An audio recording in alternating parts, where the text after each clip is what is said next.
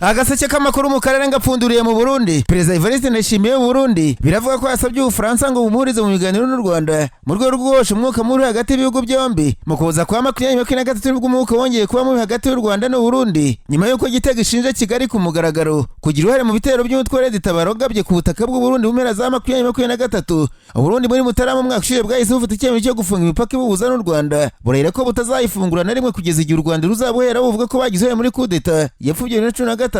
Umwuka warushijeho kuba mu hagati y'ibihugu by'abaturanyi ubwo Burundi bwinjiraga mu ntambara yo muri Kongo Kinshasa aho mu by'ingabo zabwo zimaze imyaka hafi y'uruzi Rwanda ku ruhande rw'ingabo za leta ya Kongo zimaze imyaka igera kuri 4 mu ntambara n'umutwe wa M23. Perezida Ndayishimiye agendeye ku birego by'uko M23 ngo yabifashwa n'u Rwanda yakunze kumvikana ko adakize ku ruhande mu mugambi wo kuba yafasha abashaguri ku butegetsi bw'u Rwanda cyangwa se akajya mu ntambara narwo. Muri Werurwe umwaka ubwo Ndayishimiye yaganiraga na BBC yavuze ko u Rwanda n'urushima gutera Burundi rugeze muri Repubulika ya Kongo Kinshasa nawe ngo Kigali si kuraciye mu Kirundo. Muri Mutarama na Gashyantare umwaka ubwo Perezida w'u Burundi yakiraga abadiplomate bahagarariye ibihugu n'imiryango itandukanye mu gihugu cye nabwo yari yikomye u Rwanda mu buryo bukomeye anarahiye ko nirukomeza ibyo rurimo intambara izaba ya rusange. U Rwanda mu bitandukanye rwakunze kugaragaza ko ruteye impungenge ya magambo gashoza ntambara ya Perezida Ndayishimiye yagiye avuga mu gihe gikomeje ibiganiro byo kuzahura umubano w'ibihugu byombi. Ikinyamakuru Africa Intelligence cyavuze ko Perezida Ndayishimiye mu byumweru bishize yegereye Bufransa busaba gufasha mu biganiro na Kigali yizeye ko byagabanya umwuka muri hagati impande zombi. Iki gitangazamakuru nubwo nta makuru arambuye kigeze gitanga kuri ubwo busabe Perezida w'Uburundi yagejeje ku Bufransa tariki ya 16 Gashyantare umwaka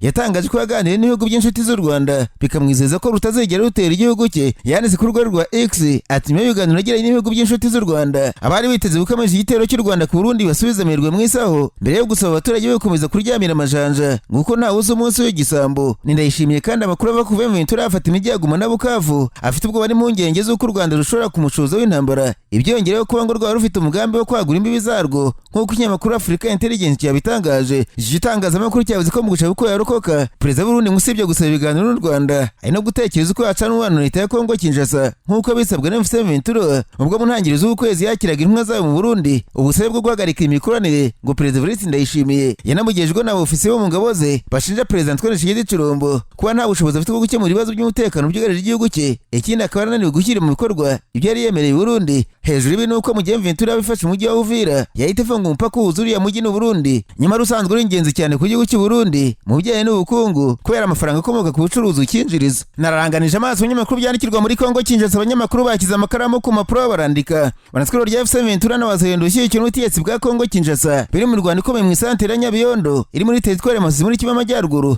Santere ya Nyabiyondo ni kamwe mu duce tw'ingenzi muri Masisi kuko iri ku marembo ya Karere. M23 yifashe tariki 9 Werurwe umwaka yambuye imitwe irimo PSRS ndetse na NDSR mu masaha ya saa 7 z'ijoro ku itariki 19 rishyira ku itariki 20 Ukwakira. Imitwe wazahinduye igitero kuri M23 muri Nyabiyondo hatangira imirwano ikomeye. Urusaku rwinshi rw'imbura n'intoya rwatumye abaturage batuye muri iyi santere bagira ubwoba baguma mu ngo zabo. Imitwe wazahinduye ifite intego yo kwisubiza iyi santere yambuye mu mezi 7 ashize kugira ngo yifashishe mu kubaka urukuta rukumira M23 mu bice byinshi bya Warikare. Imirwano mu bice byinshi by'intara mu Majyepfo nayo irakomeje mu gihe M23 leta ya Kongo ishyigikira abazarendo byemereje kubahiriza agahenge no gushyiraho urwego ruhurira rukagenzura iyo utari wazarendo igaba ibitero kuri M23 ingabo za Kongo nizo zibigaba zigasobanura ko ziri gufunga inzira abarwanyi bashobora kunyuramo bashaka kwagura ibirindiro. Ku mugoroba ku itariki ya 18 Ukwakira indege y'ingabo za Kongo Kinshasa zarashe ku bindiro bya M23 muri Mpeti na Buhaya aho ni muri Warikare. Umuyobozi w'ingije wa M23 Bertrand Bisimwa yamaganye iki gitero yibutsa ko leta ya Kongo iri kurenga ku masezerano impande zombi zagiranye ubwo zariduha muri Katari ku cyumweru tariki ya 19 Ukwakira ku kigo indege mpuzamahanga cyanjiri. Pasiporo ya Theophile Mbemba yafatiriwe n'ubuyobozi bukuru bw'abinjira n'abasohoka. Uyu munyapolitiki Theophile Mbemba aravuye Nairobi muri Kenya aho yitabiriye inama y'abarwanyi ubutegetsi bwa Tshisekedi yatangijwe na Joseph Kabila nk'uko bitangazwa n'ikinyamakuru Media Congo. Umunsi umwe mbere yawo umuyobozi watava mu butegetsi muri Kongo Seth Kikuni nawe agarutse mu gihugu avuye mu nama yafatiwe ku kigo indege cyanjiri mbere y'uko rekurwa nyuma yo guhatwa ibibazo n'ikigo cy'igihugu gishinzwe iperereza. Guverinoma ya Kongo irashinja abarwanyi ubutegetsi kwifatanya n'uwakatiwe igihano cy'urupfu ndetse ushakishwa n'ubutabera bwa Kongo kubera guhungabanya umutekano w'igihugu. Hanyuma kandi umurwayi wa Ebola wari uri mu bitaro mu kigo cy'ubuvuzi cya Burape mu ntara ya Kasai muri Kongo Kinshasa yakize icyorezo akaba yanasezerewe nk'uko byatangajwe n'umuryango wita ku buzima ku isi OMS. Uyu murwayi wakize n'umwe mu bandi 19 bagize mu mahirwe bagakira Ebola kuva muri Nzeri umwaka wa 64 niwe wibasiwe na Ebola barimo 53 bemejwe ko bayirwaye n'abandi 11 bikeka ko barabagezeho. Iki cyorezo cya Ebola kibasiye cyane ibice by'icyaro ahantu hareguye kugera kubera imihanda mibi ndetse n'ibikorwa remezo bidahagije. Minisiteri y'ubuzima ya Kongo Kinshasa yavuze ko inkunga ikomeye y'OMS n'abandi bafatanyabikorwa yahise yihutira gushyiraho ingamba zo guhangana n'icyo cyorezo, zirimo kohereza amatsinda atandukanye yo kugenzura, kwita ku mavuriro, gukumira Ebola no gukangurira abaturage kwirinda n'ibindi. Muri Burapekane yashyizweho ikigo cy'ubuvuzi cya Ebola gifite uburiri 32 ndetse kikanahabwa ubushobozi bw'ubuvuzi bukomeye. Abantu barenga 35 bakingiwe virusi ya Ebola muri ako karere kose. Minisiteri y'ubuzima ivuga ko ingiyi ari intambwe igaragara yatewe mu kurwanya icyo cyorezo, ariko kandi igakomeza gukangurira buri wese kuba maso kugira ngo virusi itazongera kubaho, nk'uko bitangazwa na Radio Kapi. Umuyobozi mukuru wa UNICEF mu karere ka Afurika, Dr Mohamed Janabi, yashimye imbaraga zashyizwe mu kurwanya icyo cyorezo muri Kongo Kinshasa, aho yavuze ati gukira k'umurwayi wa nyuma hashize ibyumweru 6 gusa icyorezo kigaragajwe ni ikintu kidasanzwe cyagezweho, cyerekana imbaraga z'ubufatanye, ubumenyi bw'igihugu ndetse n'icyemezo rusange cyo gutsinda inzitizi zo kurokora ubuzima. OMS ivuga ko n'abafatanyabikorwa bayo bakomeje gukorana cyane n'inzego z'igihugu mu rwego rwo kugenzura no gukingira, kandi biteguye gutabara bwangu mu gihe hagaragara abandi bantu bagaragaweho n'iki cyorezo muri Kongo Kinshasa. Gutsinda icyorezo byaturutse ku bufatanye hagati ya leta, abaturage ndetse n'amahanga, hashyirwa imbere gushimangira gahunda z'ubuzima cyane cyane mu bijyanye no gusuzuma, kuvura no gukingira. Agaseke k'amakuru mu karere ngapfunikire muri Uganda, abanyamakuru bakojeje ba muri no barandika banazwa Perezida Museveni yahamagariye inzego z'umutekano mu gihugu guhagurukira ikibazo cy'ubugoryi cyugarije Uganda gishingiye ku bakoresha imbuga nkoranyambaga birirwa bahwisa ko yapfuye. Perezida Museveni yavuze ko igihugu kitazihanganira ubugoryi bw'abakoresha izi mbuga birirwa batesha abaturage umwanya bamubika kandi bazi neza ko ari muzima. Asaba abashinzwe umutekano guhiga bukwara abo bantu bose birirwa ku izo mbuga nkoranyambaga bavuga ko yapfuye, bakabahiga bwangu bagahanwa kubera ko bitazihanganirwa. Nyuma y'urupfu rwa Raila Odinga wo muri Kenya, hari bamwe ku mbuga nkoranyambaga batangiye kuvuga ko Perezida Museveni wa Uganda nawe yapfuye. Uyu mukuru w'igihugu umaze imyaka 30 igena ku butegetsi yasabye ko abantu bafatwa bagakubitwa intaye mu gahanga, kuko nabo ngo ari ikibazo, nubwo atari ikibazo cy'umutekano, ari ikibazo y'isi cy'ubugoryi.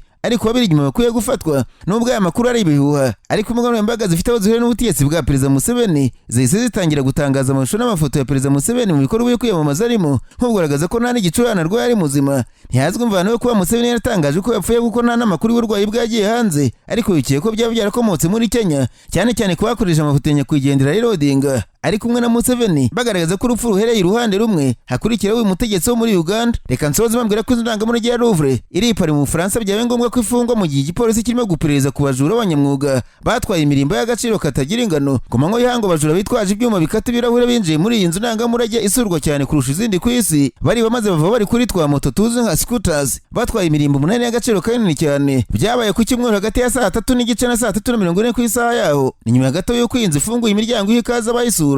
Abajura bane bakoresha imodoka ifite ibyuma bizamura abantu hejuru, maze babasha kugera ku gace kazwi nka Karere d'Apollo, baciye ku ibaraza riba ku ruzi rwa Seine ruca muri Paris. Amashusho y'ibyabaye yerekana imodoka y'urwego rw'imodoka rwazamuwe n'ingango rukabageza kuri etaje ya mbere. Babiri muri bo babashije guca inzira mu kirahure bakoresheje diske yifashishwa mu gukata bucece ibirahure, maze barinjira. Bagezemo babashije gutera ubwoba barinze vuba bari barinze, maze bavana imirimbo mu birahure yari irimo baranduruka. Intabaza zo muri iyi nzu ndangamurage zatangiye kuvuza iyabahanda, maze abakozi bakora ibyo bagombaga gukora, bahamagara inzego z'umutekano n'inda bashyitsi basuye inzu, nk'uko Minisitiri w'Umuco w'Ubufaransa yabitangaje. Minisitiri w'Umuco Rachida Dati yabwiye ikinyamakuru TF1 cyo mu Bufaransa ko abajura bari bambaye udukoresho duhisha isura cyangwa se maske binjiye muri iyi nzu batuje, maze bakamenya ibintu bikomeye ya mirimbo. Nta muntu wakomerekeye muri iki gikorwa. Rachida yavuze ati nta rugomo, byarimo ubunyamwuga. Rachida yavuze ko abajura bagaragara nk'abakabuhariwe bari bafite umugambi wateguwe neza mbere yo gucika bakoresheje za scooter. Abashinzwe umutekano barimo guhiga abantu 4 kandi no kwiga ku mashusho yafashwe na za CCTV bakurikiye ibirari byabo baciye. Ubujura bwose bwawe mu gihe gito cyane, kuko Minisitiri w'Ubutegetsi bw'igihugu Laurent Nez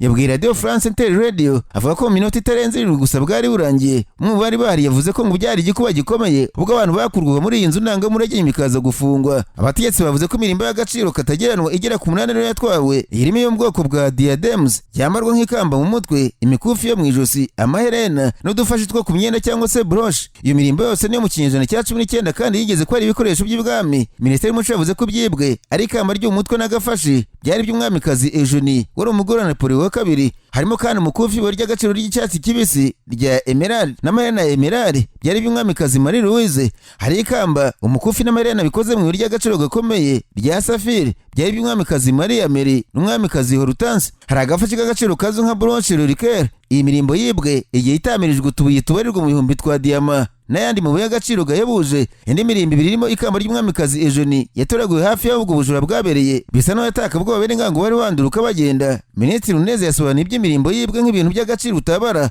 kandi ifite umurage utashyira mu gipimo. Mu 1911 umukozi wo mu nzu ndangamurage yo mu Butaliyani yabashije kwiyujura yamamaye cyane ku isi ya Mona Lisa, icyo gitarizwe cyane na rubanda ayivanye muri iyi nzu ndangamurage ya Louvre. Mona Lisa yaje kuboneka n'ubwo nyuma y'imyaka 2 maze uyu wari wayibye avuga ko yabitewe n'uko yemera ko iyi shusho yakozwe n'umunyabugeni Leonardo da Vinci ikwiye kuba iri mu Butaliyani. Muri iki gihe niba cyane bagerageza kwiba Mona Lisa, iyi shusho bishoboka ko ari cyo kintu gikomeye cyane muri iyi nzu ndangamurage izwi cyane ku isi, imanitse hejuru cyane mu birahure by'imitamenwa. Mona Lisa ni ishusho ubu bivuga ko ariyo irusha agaciro andi mashusho y'ubugeni yose azwi ariho n'abayeho ku isi. Mu 1998 Rochemere de Sèvres, ishusho yo mu kinyejana cya 19 yashushanyijwe n'umunyabugeni Camille Corot, yaribwe kandi kuva icyo gihe ntiyongeye kuboneka. Ibi byatumye umutekano biri muri Louvre ukazwa ku buryo budasanzwe. Hari ibindi bikorwa by'ubujura byagiye byibasira izindi nzu ndangamurage mu Bufaransa. Mu kwezi gushize abajura binjiye muri Musée Adieu de Boucher yiri Moje, biba imitako n'amavaze bikoze muri porcelain bifite agaciro ka $9 z'amayero, arenga $13 z'amanyarwanda. Mu gushyingo k'umwaka uje ibintu 7 by'agaciro ndangamurage gakomeye